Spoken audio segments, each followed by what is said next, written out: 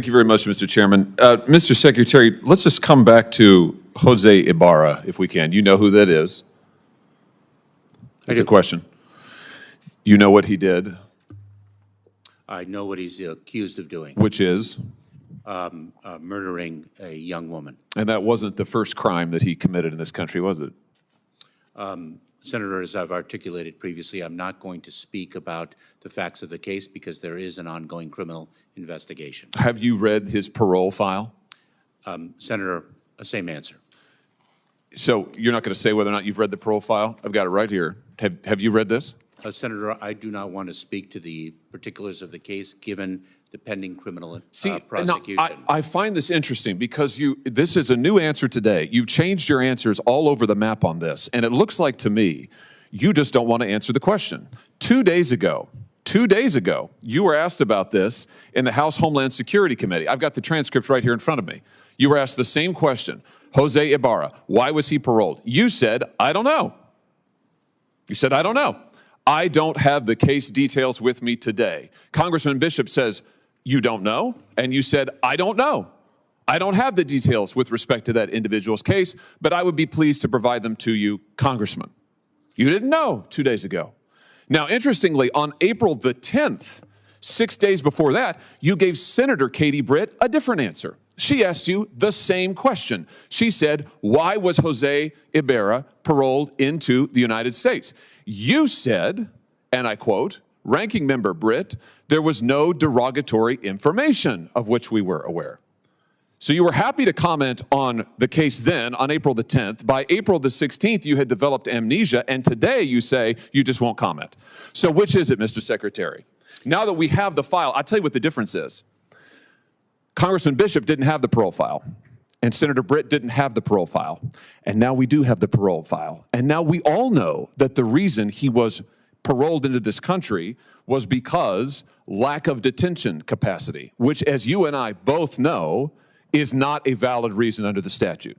And now that we know that for sure, this is right out of the parole file. Here it is.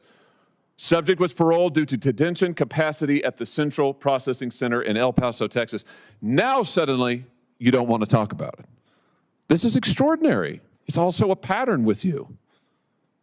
So let me just try one more time. Have you read the parole file? Senator, I'm going to give the same answer, and let me say it. Well, which one? Are you going to give me the answer you gave to Senator Britt? Are you going to give the answer you gave to Congressman Bishop, or the answer you gave to Senator Paul, or do you want to try a fourth one? Senator, I will not speak to the particulars of the case, given the pending criminal prosecution. Yeah, well, I'm sure. Well, you certainly, of course you don't want to, because it is an absolutely damning indictment of your policies. Let's just review Jose Ibarra, and how he came to be here. On September the 8th, 2022, he was encountered by United States Border Patrol in El Paso, Texas, and was paroled into the United States due to lack of detention capacity.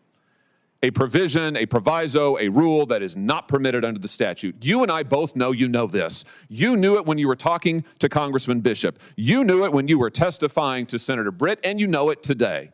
You just never wanted to cop to it because the statute doesn't permit it. And so you lied to Congressman Bishop and you lied to Senator Britt. And now you are hiding behind the ongoing prosecution excuse because it's the last one left to you, because you testified falsely under oath. Then on July 19th, 2023, Ibarra reports for a biometric appointment and was fingerprinted. This is now in New York. The results come back and indicate he has a criminal history. So he's in this country, he has a criminal history. September 14th, he is arrested in New York by NYPD for what? Injuring a child. September 14th, 2023, he is arrested for injuring a child. What happens? The offense was never prosecuted and the arrest was expunged. I'm reading right out of the parole file. Expunged. Nothing is done to this guy. He had a criminal record to start with. He's in the country on illegal grounds. You have falsely and illegally allowed him in. He commits a crime against a child. He's not prosecuted. It's expunged. In November, get this, in November, Ibarra files an application for employment authorization. And unbelievably, on December the 9th, 2023, it's approved.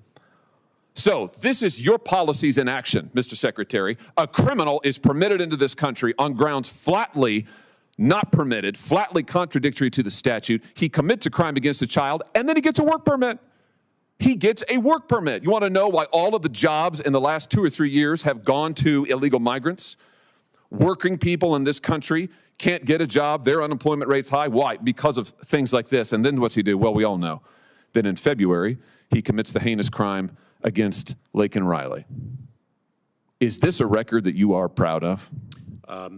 Senator, you've misstated some facts. I have read from the parole file, which you have said you don't recall, don't have, you miscited. I'm reading from it. It is right here.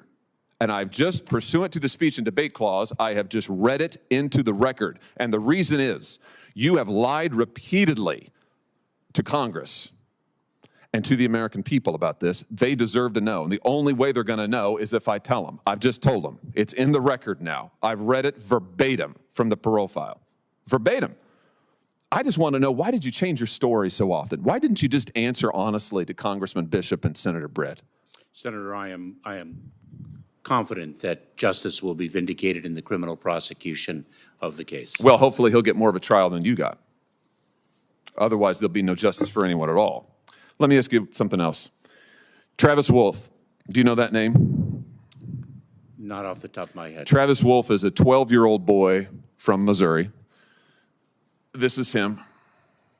Travis was killed on December 20th, 2023, or I should say he was in a tragic attack on that night. He died some weeks later, head-on collision. The person driving the vehicle, who's now been charged with 6 criminal counts, is Indrina Bracco. Do you know who that is?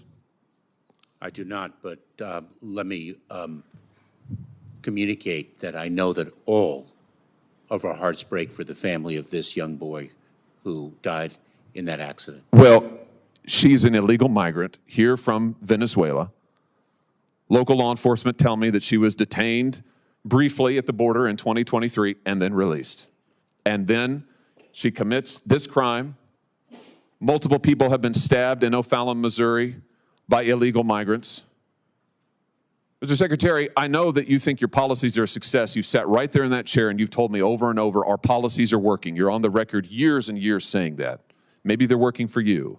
Maybe they're working for your political objectives, whatever they may be. I don't know. But they're not working for Laken Riley or Travis Wolf or the people of my state.